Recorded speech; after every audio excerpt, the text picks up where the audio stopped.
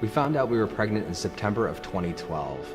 In October of 2012, we were told that we were pregnant with two identical twin baby boys. We were told at that time that we could have a chance of having a rare syndrome with the boys that affects identical twin baby boys, and that's called twin-to-twin transfusion syndrome. Twin-to-twin transfusion syndrome is a rare disease of the placenta that affects about 15% of identical twins. Without treatment, loss is about 80 to 90% of the time due to heart failure. Treatment for twin-to-twin transfusion syndrome is laser surgery or amnio reductions.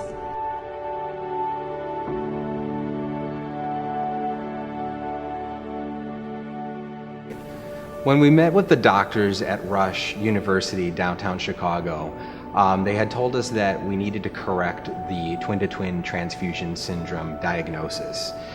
We were told that we only had a certain amount of time to react before things could escalate and get worse with the pregnancy. So we were told that we needed to find a hospital somewhere in the country to be able to get the procedure done.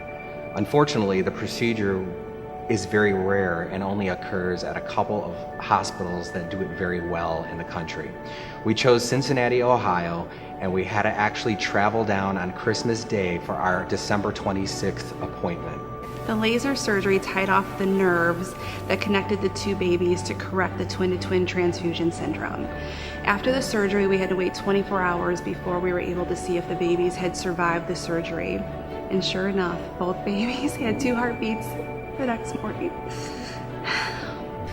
So at a follow-up appointment at Rush Hospital to check out how the babies were doing and to see how I was doing, I was told I had preeclampsia. And the only cure for preeclampsia is delivery, so the doctors ordered me on strict hospital bed rest. So my first week on bed rest, I had seen a sermon about having your masterpiece, what you visualize God's plan for your life. So I made the masterpiece, the Rodriguez masterpiece, and on there was a healthy mother, a healthy father, a healthy daughter, Alicia, healthy babies, and a new home in a nice area with a big yard and financial stability. And I also took Bible verses, Jeremiah 29:11, and a bunch on healing, and I wrote them on a big piece of construction paper and taped it all over my wall along with pictures of my daughter and my husband. And I looked to those as encouragement for the hardship we were going through together. During my wife's hospital stay, the doctors wanted to call us in for a meeting.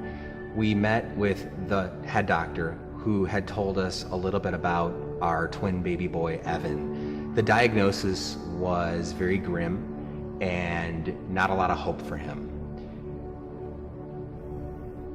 She had basically told us that Evan's diagnosis, he was too small to be born, so if he was to pass away or show signs that he was gonna pass, they had wanted us to just let him go. And what we decided that it was in the Lord's hands. If he wanted us to bring home 2 babies, we would take home 2 babies. But if he wanted to take them home with him, then we were gonna let that happen. We knew it was his will and we were trusting that. About 26 weeks pregnant, I was told by our doctor that Evan would not make it to his 30-week growth ultrasound, that her words were he would be dead by 30 weeks, he would be dead. At that time, I started making funeral arrangements for him. I called funeral homes. I knew what I was going to do with his ashes. I had it all planned. And I called my mother crying about Evan, and she had said that was not God's plan, that she would not accept it, that she rebuked it in the name of Jesus, and that Evan would live and not die. And I was also told the same thing by a nurse. I had a lot of people lifting me up. My mother and her ladies' Bible study group. These women were encouraging her, which was encouraging us. The prayers and the love that we felt from Evangel Church are amazing. I can still get goosebumps and feel it now. We love this church and we're so thankful to be a part of it, and we're just very thankful. So after moving the family into our new house and waiting anxiously for a phone call from my wife, We had found out through the phone call with my wife that we could save Evan and actually be able to have him born safely. The doctor told me that Evan had grown enough to deliver him. So we waited 2 days to get me some steroid shots to help with the baby's lungs.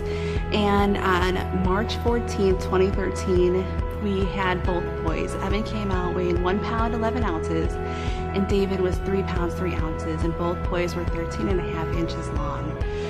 Basically, they had told us that they would have trach tubes and Evan would have all these issues, but he came out just needing some oxygen for a while. They did have long NICU stays. Evan was in the hospital for 89 days and David was there for 73 days.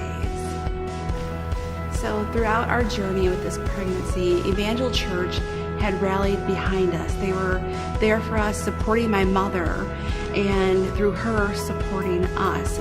Prayers and love. We knew everything was going to be okay. We could feel the prayers, we could feel the love that Evangel had for us.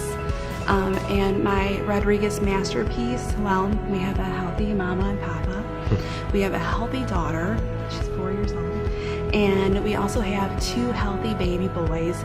No complications. Both are very healthy, happy, and wonderful babies. We also have a new home in a nice neighborhood with a very big yard, which I had wanted. And when it came to financial stability, every time we had issues trying to get gas money to go to Rush, trying to, just anything, something came through. A check would come in the mail, cash would come in a card, someone would be like, oh, here, I have this for you. It always happened. And I know everybody longs for financial stability, but we had it. We had the help, and it just came in. And God is so good, and God helped us so much. He is just incredible.